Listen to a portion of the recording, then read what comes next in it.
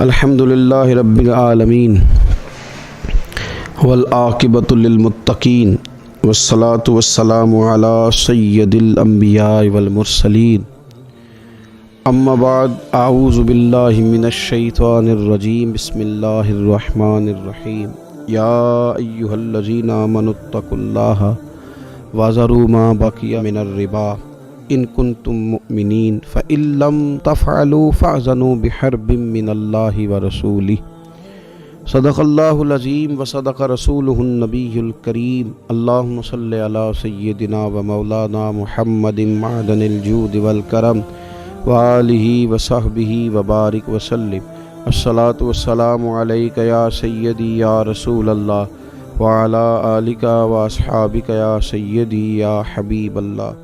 حمد و صلوات کے بعد اللہ تبارک و تعالیٰ نے قرآن مجید میں تجارت کی تعریف کی ہے، سود سے منع فرمایا ہے، تجارت کو حلال رکھا ہے، سود کو حرام کیا ہے۔ سود کسی بھی معاشرے کے اندر کاروبار کو بند کرتا ہے، غریب کو غریب تر کر دیتا ہے، امیر کو امیر تر کر دیتا ہے۔ یہ ایک تو یہ کہ بہت زیادہ کاروباری معاشرتی نقصان کرتا ہے، دوسرا یہ کہ بہت بڑی نحوست پیدا کرتا ہے۔ قرآن مجید احادیث مبارکہ کا مطالعہ کرنے کے بعد یوں محسوس ہوتا ہے کہ شرک کے بعد شاید اتنی مذمت کسی اور گناہ کی نہیں کی گئی جتنی سود کی گئی، اتنے سخت احکامات شاید کسی اور گناہ کے لیے بیان نہیں کیے گئے جتنے سود کے لیے کیے گئے۔ اللہ تبارک و تعالیٰ نے قرآن پاک میں فرمایا یا ایھا الذین آمنوا اتقوا اللہ وذروا ما بقی من الربا، اے ایمان والو اللہ سے ڈرو، وذروا ما بقی من الربا، اور جو پیچھے رہ گیا ہے سود وہ چھوڑ دو، سود کو چھوڑ دو۔ ما بقی من الربا کا معنی سود کو ترک کر دو، جو باقی رہ گیا ہے، پیچھے جو کچھ ہو گیا ہے اس کو تم چھوڑ دو۔ ان کنتم مؤمنین، اگر تم مومن ہو، فَإِن لَّمْ تَفْعَلُوا، اور اگر تم ایسا نہ کرو، فَأَذَنُوا بِحَرْبٍ مِّنَ اللَّهِ وَرَسُولِهِ، تو پھر اللہ اور اس کے رسول سے جنگ کرنے کا یقین کر لو۔ اگر تم سود نہیں چھوڑتے پھر تمہاری لڑائی ہوگی اللہ رسول کے ساتھ۔ کتنا سخت حکم ہے! کیا کوئی رب رسول سے لڑائی کر سکتا ہے؟ اتنی طاقت کو شخص اپنے اندر پاتا ہے کہ اللہ رسول سے لڑائی کرے؟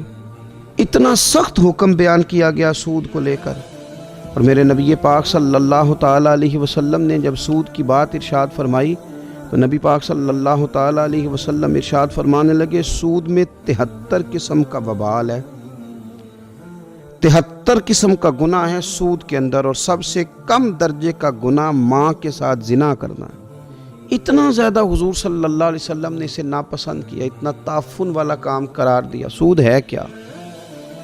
سود ہے جنس کا جنس کے ساتھ تبادلہ کرنا، یعنی کسی بندے نے کسی کو 100 روپیہ دیا اور پھر 110 کا مطالبہ کیا، کسی نے کسی کو 40 کلو چاول دیے اور 41 کلو کا مطالبہ کیا، کسی نے کسی کو 1 بوری گندم کی دی اور 1.5 بوری گندم کا مطالبہ کیا۔ یہ سود ہے۔ کوئی ایک چیز دے کے اسی جنس کی چیز کو زیادہ وصول کرنا، یہ سود ہے۔ لیکن کوئی ایک جنس دے کے اس سے جنس کا تبدیل کرنا، یہ تو کاروبار ہے۔ لوگ پیسے دیتے ہیں تو فلاں چیز خریدتے ہیں، یہ تجارت ہے۔ لیکن ایک ہی جنس پر اس جنس کو بڑھا کے لینا، یہ سود ہے۔ اسلام نے سخت ناپسند کیا۔ اہل عرب کے اندر یہ کام بڑی تیزی کے ساتھ ہوتا تھا۔ پھر کیا ہوتا ہے کہ امیر لوگ کاروبار کیوں لگائیں گے، کارخانہ کیوں لگائیں گے؟ وہ تو آرام سے پیسہ ان کی جیب میں ہے، وہ غریبوں کو دیں گے اور پیسے سے پیسہ وصول کریں گے۔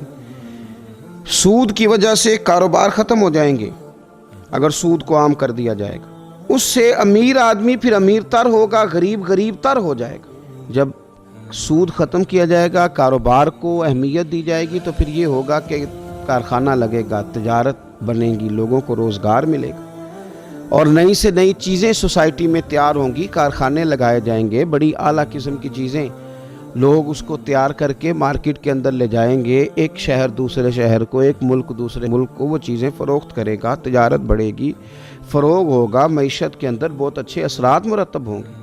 سود کو سخت ناپسند کر دیا گیا، سود سے بچنے کا حکم دیا گیا، بلکہ نبی پاک صلی اللہ علیہ وسلم نے تو یہاں تک فرمایا ایک حلال ہے، ایک حرام ہے، ایک میں شبہ ہے۔ اے میرے غلاموں تم نے شک اور شبے والی چیز سے بھی اپنے آپ کو بچا کے رکھنا، اس سے بھی تم نے بچنا ہے۔ سود سے سخت ناپسندیدگی میرے نبی پاک صلی اللہ تعالیٰ علیہ وسلم نے بیان فرمائی، اور حضور علیہ الصلوۃ والسلام نے ارشاد فرمایا کہ سود لینے والا، سود دینے والا، سودی معاملہ کرنے والا، لین دین کرنے والا، اس میں کسی قسم کی شراکت داری کرنے والا، اس معاملے میں کسی بھی قسم کا دخل دینے والا، یہ سب وہ لوگ ہیں جن پر اللہ لعنت فرماتا ہے، یہ ملعون لوگ ہیں۔ آپ یاد رکھیں، جس گھر میں سود آتا ہے تباہی آتی ہے، جس فیکٹری میں سود آتا ہے وہاں تباہی آتی ہے، جس کاروبار میں سود آتا ہے وہاں تباہی آتی ہے۔ لوگ کہتے ہیں یار اتنا پیسہ ہے پتہ نہیں چلتا کہاں گیا ہے، اتنا سارا روپے ہے لیکن اس میں برکت ہی نہیں ہے۔ بھائی برکت کیسے آئے گی؟ اس روپے میں حرام شامل ہے، حرام۔ دودھ کی بھری ہوئی بالٹی کے اندر اور بھرے ہوئے برتن کے اندر اگر ایک قطرہ شراب کا گر جائے اور ایک قطرہ پیشاب کا گر جائے تو تباہ کر دیتا ہے وہ ساری چیزوں۔ تو آپ کے کروڑوں کے کاروبار کے اندر جب آپ چند لاکھ بھی سود شامل کر لیتے ہیں تو میلا کر دیتا ہے سارے کاروبار، تباہی اتر جاتی ہے۔ سود سے بچیں۔ حضور صلی اللہ علیہ وسلم نے فرمایا تھا آخری زمانے کے اندر جو لوگ سود نہیں لیں گے انہیں سود کا گرد ضرور پہنچے گا، انہیں غبار ضرور سود کی پہنچے گی اگر وہ سود نہیں لیں گے تو۔ اتنا عام کر دیا جائے گا۔ آج پوری کے پورے ملک کھڑے ہیں سود پر، پوری کی پوری سوسائٹی کو ترتیب دیا جا رہا ہے۔ معاذ اللہ، اپنے آپ کو بچائیں، انفرادی طور پر بھی بچائیں، اجتماعی طور پر بھی بچائیں۔ یہ بڑا خطرناک گناہ ہے، یہ تباہ کر کے رکھ دے گا، اس قدر زیادہ تباہی کے دھانے پہ لا کے کھڑا کر دے گا۔ میں نے کہا کہ رب فرماتا ہے فَأَذَنُوا بِحَرْبٍ مِّنَ اللَّهِ وَرَسُولِهِ، اگر سود نہیں چھوڑنا تو اللہ رسول سے لڑائی کا یقین کر لو۔ اللہ رسول کی تو خالی نظر ہی پھر جائے تو ہم تباہ ہو جائیں گے، اور ہماری یہ جرت کہ ہم جنگ کر سکیں، لڑائی کر سکیں، اتنی بڑی بات، اپنے آپ کو بچایا جائے۔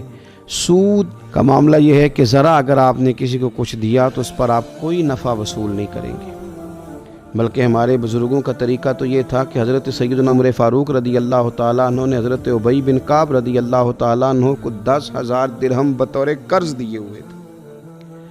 حضرت ابی بن کعب رضی اللہ تعالیٰ عنہ نے انہیں کچھ پھل بطور تحفہ کے بھیجے تو حضرت عمر نے وہ پھل واپس کر دیے۔ فرمایا چونکہ میں نے اس سے 10,000 درہم لینے تو ایسا نہ ہو کہ کوئی بات دوسری ذہن میں آئے، حالانکہ تحفوں کا تبادلہ تو روٹین میں ہوتا تھا۔ تو صحابہ نے ہمیں یہ تعلیم دی کہ اگر تم نے کسی شخص سے قرض لینا ہے تو اس کا تحفہ بھی قبول نہ کرو، کہیں ایسا نہ ہو کہ وہ بھی اسی زمرے میں آ جائے۔ بہت محتاط ہو کے، چونکہ سود کا حکم بڑا سخت ہے، اس میں شدت بہت زیادہ ہے، اس میں تو میں نے کہا کہ جو مداخلت کرنے والا ہے نا اس معاملے میں وہ بھی ملعون اور لعنتی ہے، لہٰذا اس قدر زیادہ احتیاط کی جائے، اس قدر زیادہ محتاط رہا جائے۔ امام اعظم ابو حنیفہ رحمۃ اللہ علیہ قبرستان تشریف لے گئے جنازہ پڑھنے کے لیے، تو گرمی بڑی سخت تھی، قبر کے تیار ہونے میں کچھ دیر تھی، جنازے میں کچھ وقت تھا، تو ایک مکان تھا، اس مکان کا سایہ تھا، تو بہت سارے لوگ جا کے اس سائے میں کھڑے ہو گئے۔ امام صاحب رحمۃ اللہ علیہ بزرگ آدمی تھے، بوڑھے آدمی تھے، سائے کی ضرورت بھی زیادہ تھی، دھوپ بڑی چلچلاتی لوگوں کو تکلیف دے رہی تھی، تو لوگوں نے کہا حضور یہاں تشریف لے آئے سائے میں، تو امام صاحب رحمۃ اللہ علیہ فرمانے لگے نہیں میں یہی ٹھیک ہوں۔ لوگوں کا اصرار بڑھا، ایک نے بھی کہا، دو نے بھی کہا، جب لوگ سمجھنے لگے کہ یار ایک سیانے آدمی کو ہم دعوت دے رہے ہیں اور ضرورت بھی ہے تو بلا وجہ امام صاحب اپنے آپ کو تکلیف میں کیوں مبتلا کرتے ہیں، تو امام اعظم فرمانے لگے تم بات نہیں سمجھ پا رہے، اصل میں میں نے اس شخص سے پیسے لینے، یہ میرا مقروض ہے، اب اگر میں اس کی دیوار کے سائے سے کچھ نفع لوں گا تو ڈرتا ہوں کہیں سود میں نہ آ جائے، میں اس کے دیوار کے سائے سے بھی نفع نہیں لینا چاہتا، اس لیے کہ قرآن و سنت کے اندر جو سود کے سخت احکامات ہیں وہ میری نظر میں ہیں، میں دیکھ چکا ہوں، پڑھ سن چکا ہوں، مجھے ڈر آتا ہے، تو تھوڑے پہ گزارا کر لیں، تھوڑے پہ قناعت کر لیں۔ ویسے بھی حضور علیہ السلام نے فرمایا تم اللہ کے تھوڑے رزق پہ راضی ہو جاؤ، وہ بھی تمہاری تھوڑی عبادت سے راضی ہو جائے گا۔ لیکن یہ سود کے معاملات ہمیں بڑے بڑے پیکج دیے جاتے ہیں، بڑے بڑے رنگین کر کے بتایا جاتا ہے، بینکوں کے لوگ فلانے لوگ بڑی کہانیاں سناتے ہیں، گناہ کو بڑا سجا سوار کے پیش کرتے ہیں، لیکن یہ تباہی کر دے گا، یہ ہمارے دلوں سے لے کر ہماری سوسائٹی تک، ہمارے سماج تک، معاشرے تک، ہر چیز کو اپنی لپیٹ میں لے لے گا۔ اللہ کے حضور دعا ہے اللہ ہمارے گھروں کو بھی، ہمارے احباب کو بھی، ہمارے خاندانوں کو بھی اور ہمارے ملک کو بھی اس سود کی لعنت سے ہمیشہ کے لیے محفوظ فرمائے۔ آخر دعوانا الحمدللہ رب العالمین۔